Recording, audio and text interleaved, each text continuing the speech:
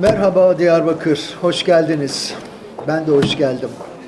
Diyarbakır'ın kültürel hayatına, sanatsal geçmişine, kent hafızasına katkısı olmuş her sanat disiplininden Diyarbakırlı sanatçının, yazarın, şairin, çevirmenin, araştırmacının, yayıncının adını ve anısını hayırla yad ederim. Aramızda olanlara da bu sahneden selam ederim. Diyarbakır'la olan ilgim, çocukluk yıllarım, çoğunuzun bildiği gibi Mardinliyim. Pek çok anım var. Buraya gelirken hatırladığım, daha önce notunu almadığım bir anıdan söz etmek istiyorum. Çınar girişinde bir kümbetin önünde saz çalan bir ama halk şairi hatırlıyorum. Her geçişimizde babam arabayı durdurur, elime para verir, beni o saz şairine para vermeye gönderirdi. Yanık bir sesle eski Kürtçe türküler okurdu. O bir resim olarak bende kalmış. Fakat zannediyorum benim Lal Masallar kitabımda yer alan Azer ile Yadigar adlı öykümde o imgenin, o aşığın hayali gölgesi düşmüş olsa gerek diye düşünüyorum. Çocukluktan bizde kalan parçaların, sanatçıların eserlerinde ne zaman, ne şekilde, nasıl yer alacağını çoğu kez kestiremezsiniz. Hafızanın türlerinden, tülbentlerinden süzülerek sayfalara düşerler. Diyarbakır'la ilgili hoş olmayan anılarım da var. Babam 3 ay Diyarbakır hapishanesinde tutukluydu ve biz her gün Mardin'den Diyarbakır'a yemek taşırdık. Korkunç bir Temmuz sıcağı hatırlıyorum. 44-45 derece sıcaklarda, o zamanlar arabalarda klimalar da yok. Pencereyi açsan dışarıdan gelen rüzgar, cehennem buharı üfler içeriye. Ve yollar böyle iyi değil, mıcırlı yollar, sarsıla sarsıla gider gelirsin. Ben de o zamanlar 7-8 yaşındayım. Diyarbakır'a gelir ve sonra dönüşüne bakardık. Sonra tabii çeşitli kitaplarım nedeniyle bugüne değin pek çok kez çeşitli etkinliklere ve imza günlerine katıldım Diyarbakır'da. Belediyelerinin konuğu oldum. O zamanlar başkanlık koltuğuna halkın oylarıyla seçilenler otururdu. Her gelişimde ve her seferinde büyük coşku ve ilgiyle karşılandım. 1999 yılında 3 Aynalı Kırk Oda kitabım yayımlandığında Kitabevi'nin önünde biriken kalabalık nedeniyle askeri cemselerin geldiğini görmek yazarlık yaşamımın en ilginç örneklerinden biridir. 2012 yılında Dersim katliamına konu eden öykülerinden oluşan bir Dersim hikayesinde bir seçki küratörlüğü yapmıştım, bir seçki hazırlamıştım. Ve gene Diyarbakır Kitap Fuarı'nda 2012 yılında seçkimde öyküleri olan 12-13 tane yazarla birlikte uzun bir masa oluşturup burada imza günü yapmış ve bir takım hanların dehlizlerinde birlikte fotoğraflar çektirmiştik. Bunlar da yazarlık hayatımın güzel anılarındandır. 2013 yılında yayınlanan Mutfak adlı oyunum 8 Mart Dünya Kadınlar Günü nedeniyle bir kadınlar topluluğu tarafından ilk kez Diyarbakır'da sahnelendi. Daha kitap yeni basılmıştı. Ben o oyunu izlemedim, o performansı izlemedim ama medyada o dönem Diyarbakır Belediye Başkanlığı yapan sevgili Gültan Kışanak'ın sahnede topluluğu kutlarken çekilmiş fotoğrafını gördüm. Türkiye Büyük Millet Meclisi'nin bugüne değin gördüğü en haysiyetli politikacılardan biri olan Gültan Kışanak'a buradan uzun bir selam gönderiyorum.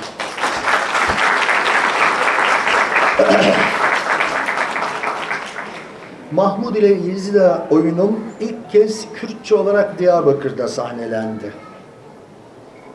Görüyorsunuz Diyarbakır beni seviyor. Ben de Diyarbakır'ı seviyorum. Gene Ekim ayında Çok geçmeden aranızdaydım ve yeni romanım 995 kilometrenin ilk imza ve söyleşi etkinliği burada gerçekleştirdim. 90'lı yıllardaki Diyarbakır ve faili meçhul cinayetler etrafında gelişen olayları konu olan romanımın imza ve söyleşisini buradan başlatmak istemiştim. Bu anlamlı görünmüştü bana ve sanıyorum okurlarıma da. Bugün bu anlam yılın onur konuğu olarak ağırlandığım bu fuarla birlikte benim gözümde ikincil bir değer kazanmış oldu. Diyarbakır Kitap Fuarı'nın her geçen gün daha da büyüyerek Türkiye'nin en önemli, en kapsamlı kitap fuarlarından biri olmasını dilerim. Dilerim Diyarbakır Kitap Fuarı varlık mücadelesi vermek zorunda bırakılmış, dillerde basılmış kitapların sayısının her geçen gün arttığının görüldüğü, belgelendiği bir fuar olur.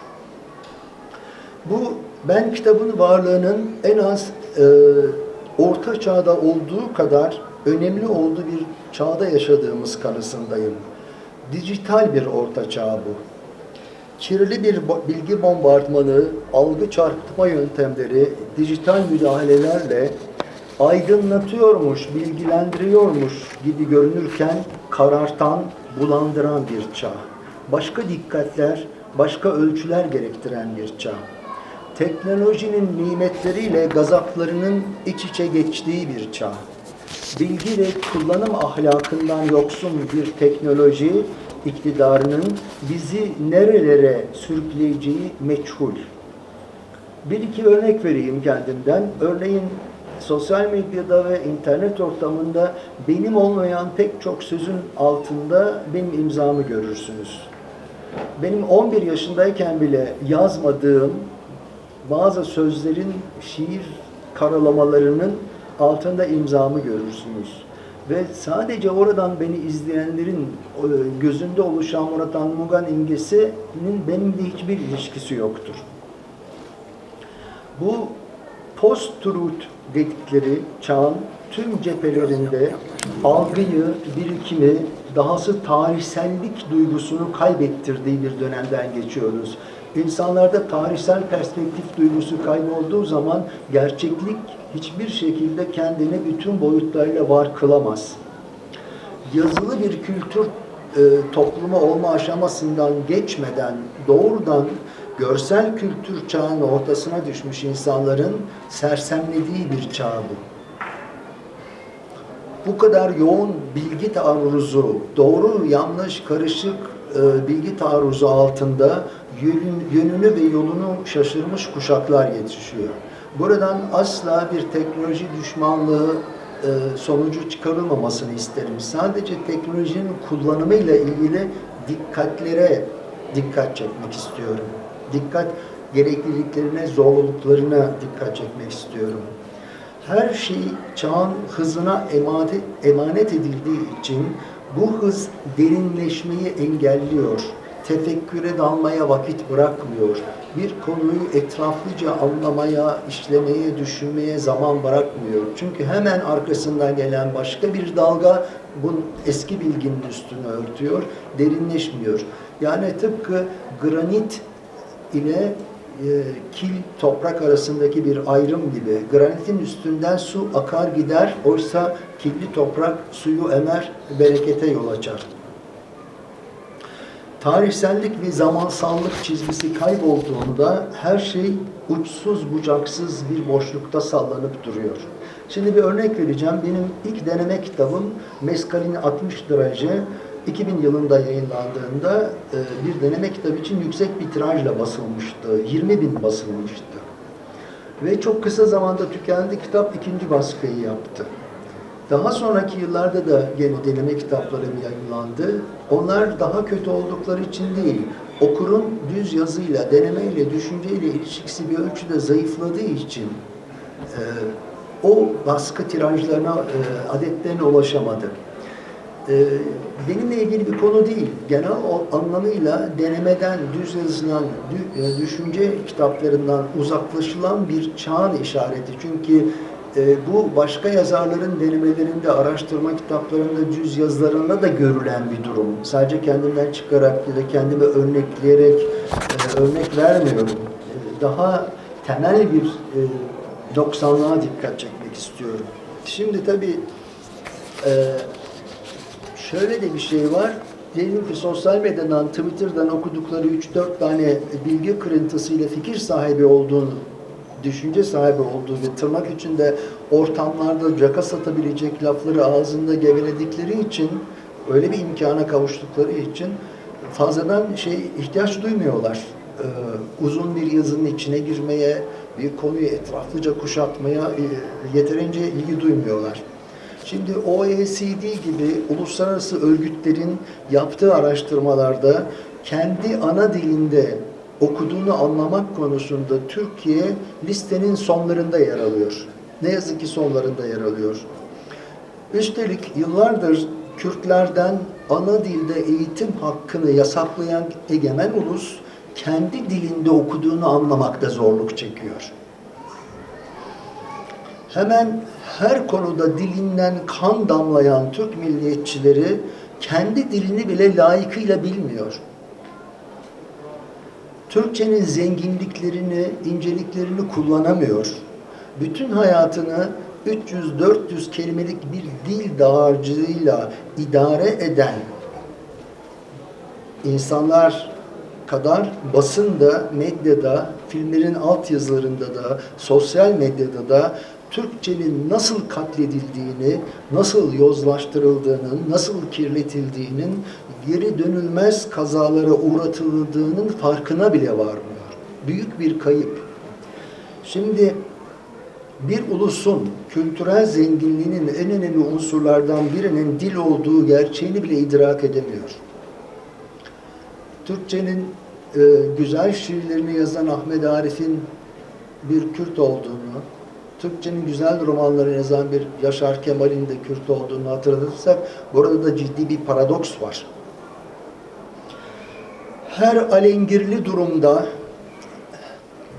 vatan bölünmez, ezan susmaz sözünün şemsiyesinin altına sığındıklarından dilin nasıl bölündüğünü, susmasa bile kekelemeye başladığını fark etmiyor. Kekemelik çarptı beni değil mi? Anlamla beraber. Şimdi tabii burada Türkçeyi değil, Kürtçe konuştukları için inşaatlarda işçi, öğrenci yurtlarında öğrencileri de dövmeyi seviyorlar. Kendi ana dilini bilmenin, kendi ana dilinde zenginleşmenin nasıl bir kıymet olduğunu tartamadıkları için Kürtler için de bunun ne ifade ettiğini ne yazık ki anlamakta zorluk çekiyorlar. Daha doğrusu anlama kapılarını kapatıyorlar. Dil hassasiyetleri yalnızca bu kadar. Başkasının dilini yasaklamak, kendi dilini zenginleştirmek, kullanmak değil. Bu kadar kendi dili konusunda hassasiyete sahip yanlar, dolayısıyla ulus olmakta da zorluk çekiyorlar. Şimdi bu konuşmada geri kalan kısmında böyle manşet niteliğinde vereceğim bazı başlıkların sizlerde uyandıracağı çağrışımlara güvenmek istiyorum. Ben sadece bazı başlıklar atacağım. Umarım bu sizde bir şeyleri harekete geçirir.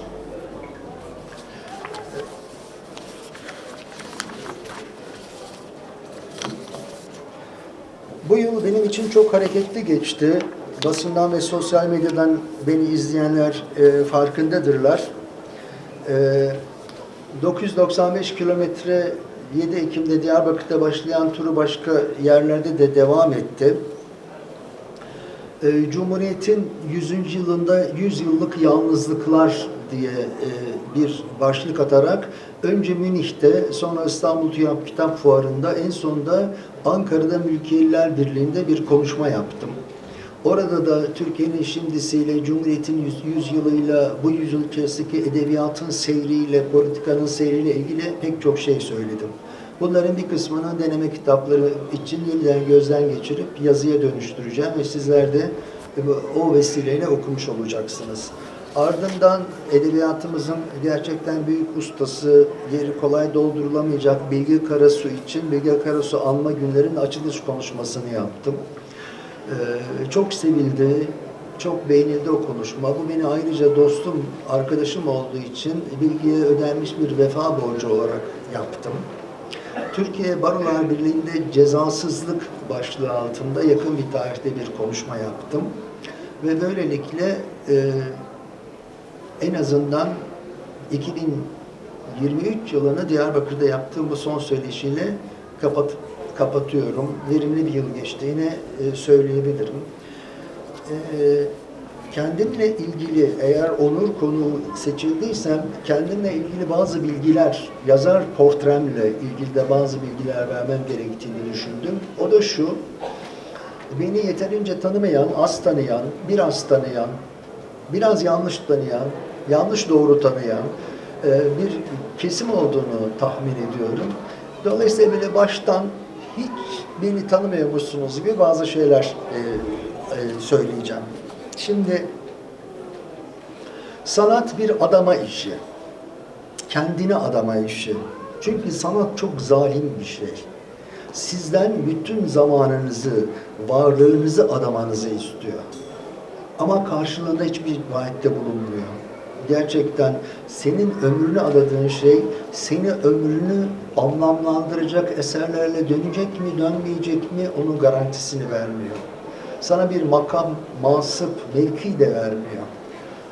Senden bir derviş gibi, adanmış bir derviş gibi sadece çalışmanı istiyor. Ben kendi adıma bunu yapmaya çalıştım. Şansı addediyorum kendime. Ben ömrümü adadım ama adadığım ömrümün verimlerini de gördüm. Çok odaklı bir sanat ve edebiyat hayatım oldu. Yani edebiyatın çeşitli alanlarında verimlerim oldu, ürünler verdim. Edebiyatın dışında tiyatroyla, sinemayla, müzikle ilgili çalışmalarım oldu. Şimdi bunlara baktığınız zaman bu verdiğim kararda şöyle bir zorluk vardı.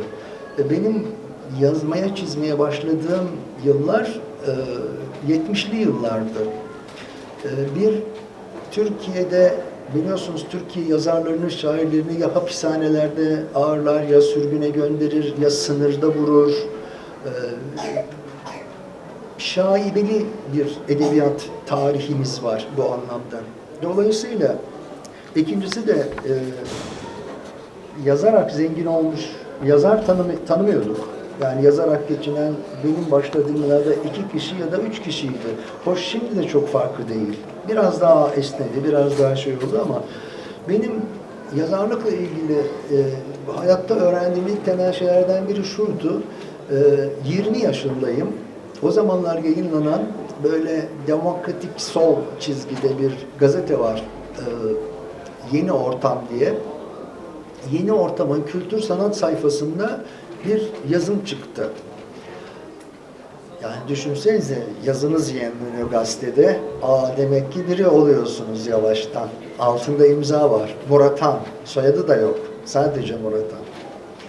Daha sonra o sadece Murat Han başıma şöyle bir iş açtı. Gene bu ilk yazılarım çıkmaya başladığı dönemden sonra bir dergiye yolladım Murat Han diye. Dergin de bana danışmaya ihtiyaç duymamış. Murat Han'a da onlara yetmemiş. Yazı Murat Hancı imzasıyla çıktı. İlk o zaman dedim ki eyvah bu benim başıma iş açacak. Bu sadece Murat Han'la olmuyor bu iş. Yani zamanla Murat Han olursun. Önce bir adım ve soyadımla çık diye. Öyle başlamıştım. Yeni Ortam'daki yazım çıktığı gün çok güzel bir Ankara sonbaharı akşamı Kızılay'dan Bahçelievler'e, o zamanlar Bahçelievler'de oturuyordum. Bahçelievler'e kadar koltuğumun altında yazımın yer aldığı Yeni Ortam gazetesiyle yürüyorum. Ankara Tandoğan mahallesinde o zamanlar kendilerine komando diyen faşistler afişlemeye çıkmışlar. Biliyorsunuz günümüzde faşist ya çok kolay kullanılıyor ya gerçekten faşistler için faşist denemiyor. Ama ben tarihe saygım nedeniyle ben faşiste her zaman faşist derim. benim koltuğumun altında Yeni Ortam gazetesini, solcu gazeteyi görünce sırtımda sopalar kırıldı. Feci bir dayak yedim ve o gün şunu anladım. Bu memlekette yazmanın bedeli var. Bana o günün tesadüfü, yazdığın her satırın aslında ödenecek bir bedeli olduğunu da bir tür metafor olarak öğretti diyebilirim. Sonrasında başka şeyler de yaşadım. Yaşadığımla ilgili. Ama bütün bu süre içerisinde örneğin şu oldu. Mahmud ile Yezide'yi yazdığımda benim ilk oyunum ve ilk kitabımdır. O yıllarda kitap bastırmak çok zor. Kağıt sıkıntısı var. Genç bir yazarsan adın fazla tanınmıyorsa, bilinmiyorsa hiçbir hiçbir yayın evi adı sanı duymayan bir yazara yatırım yapmıyor. Çok güçlü. Ya dergileri yazacaksın ki yoğun bir dergi egemenliği vardı. Güzel edebiyat dergileri çıkardı. Tartışmalar olurdu. Ya da ödül alacaksın. Benim Mahmud Ali İzda ödül aldığı için o dönem bir bankanın ödülünü aldığı için kitabım basılmıştı. Ve tabii şartlar çok değişikti. Gene Ankara'dayım. Ankara'da yaşadığım yıllar. Mithatpaşa Caddesi'nden aşağı inerken o bankanın yayın evinin vitrinine bakayım, ne kitaplar çıkmış derken birdenbire kendi kitabımı gördüm. Ne kapağını biliyorum, ne kapaktaki deseni biliyorum, ne kitabımın çıktığını biliyorum. Yaşım da o zaman 24 yaşındayım. Çok heyecanlanmıştım ve ilk kitabımı, daha elime geçmemiş kitabımı kendim parayla satın aldım. Bu da bana ikinci bir ders oldu. Yani bunlar hep metaforik örnekler ama bizim geçtiğimiz yolların, arkamızda bıraktığımız yolların işaretleri olarak okunsun istiyorum. O yıllarda herkes şiir yazıyor, öykü yazıyor, bir şeyler yazıyor. Herkes var olma mücadelesi ve ben hepsiyle uğraşırken hep şey derlerdi. Ne zaman birini seçeceksin? Sanki bunlar seçmeli ders. Ya şiir yazıyorum, yazamıyorsam söyleyin bırakayım. Öykü yazıyorum. Yok o da değil. Bir kere zaten öykü yazıyorsan ne zaman romana geçecekler? Çünkü öyküyü bir tür müsvedde gözüyle görüyorlar. Bakalım ne zaman romana geçecek? Yani yazı yazmayı hikayede öğreniyorsun, sonra mezuniyet tezi verir gibi romana geçiyorsun. Öyle bir anlayış vardı. Ben onları hiçbir zaman çok kale almadım. Hep verdiğim bir örnek vardır benim. Çok erken yaşta sağduyumla, sezgimle iyi koku alan burnumla burnumun dikine gittim. Ama o burnumun dikini sağduyum, sezgim ve içgörüm belirlemiştir. Kör bir inat değil. Evet, hepsini yaptım ama zamanla şunu da gördüm. Benden önce de aynı zamanda öykü, şiir, roman yazan böyle bir sürü yazar var. Zaman geçtikten sonra bakıyorsun gerçekten şiirin büyük piramidini kurmuş bir şair. Ama romanları da fena değil. Güzel romanları da var. Öykü ama keşke sadece şiir yazsaydı. O kadar piramit ki diyorsun. Ya aynı kader beni bekliyor mu? Bana da günün birinde insanlar ya keşke sadece oyun yazsaydı, diğer işlere bulaşmasaydı derler mi? Kaygısı, düşüncesi zaman zaman aklımdan geçmiyor değildi. Yıllar geçince diyorsun ki asıl hikaye kendinle yarışma. Sen ne yapmak istiyorsun? Bireysel varoluşumuzun en temel şeyi kendi birimizi inşa etmektir. Türkiye pek buna müsaade etmez. Şimdi onunla yetinmedim. Yazdığım şiirlerde de farklı şiirsellikler ve şiirsel yapılar kurdum. Öykülerimde de her öykü kitabının kendi içinde farklı mimarisi, farklı üslupları, farklı deneysellikleri vardır. Şöyle bir örnek vereyim. Bu kadar çok odaklı bir, prizmatik bir sanat ve edebiyat yöneliminiz olunca şöyle düşünün. Her yapı tuğlalarla, taşlarla inşa ediliyor. Aynı tuğlalar, aynı taşlar ama sonuçta hiçbir bina aynı olmuyor.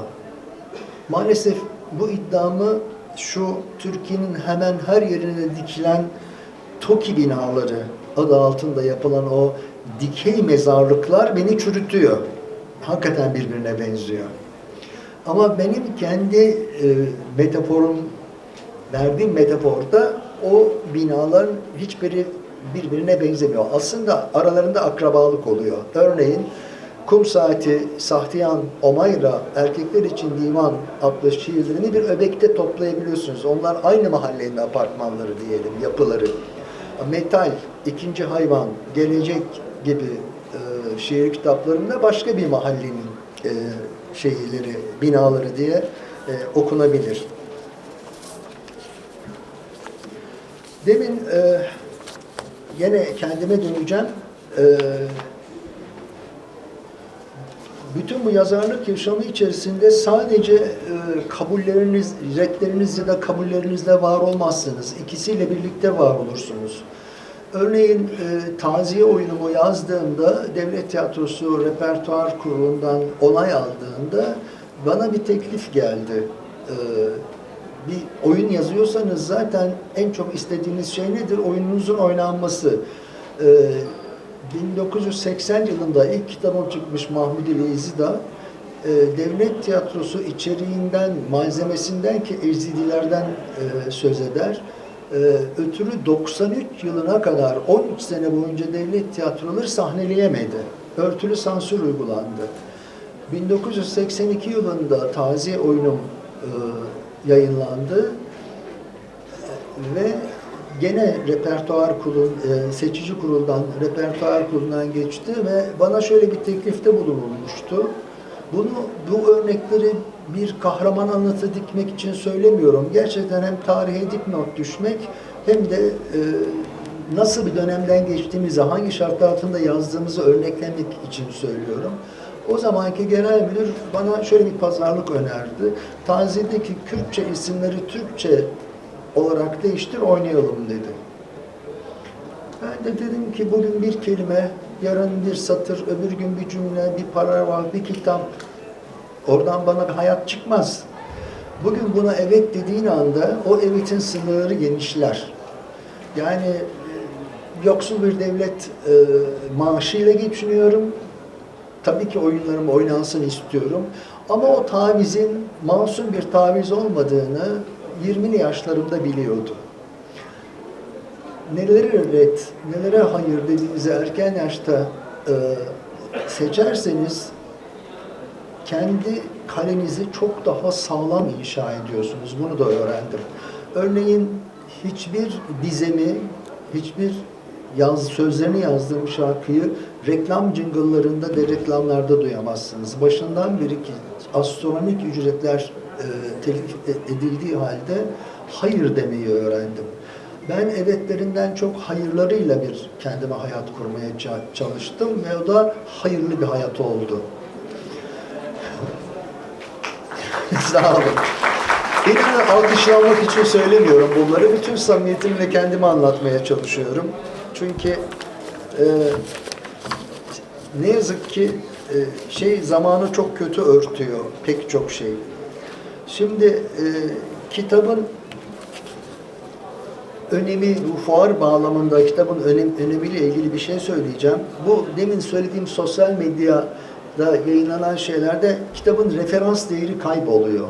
Yani bu ortaçağ, dijital ortaçağ diye bir tür benzetme yaptığım konu hakkında şunu söylemek isterim. Artık roman günümüzde bir edebiyat formu olmaktan çıkıp endüstriyel bir ürün haline gelmeye başladı. Çünkü edebiyat, yayıncılık, kültür hayatı bir endüstri olmaya başladı. Tıpkı bir Netflix filmlerini düşünün, yapımlarını, dizilerini ortak bir formülle üretiliyor, ortak bir kalıpta üretiliyor ve farklı ülkelerde de geçse o kalıbı tanıyorsunuz. Aslında siz hikayeyi izlemiyorsunuz, kalıbı izliyorsunuz.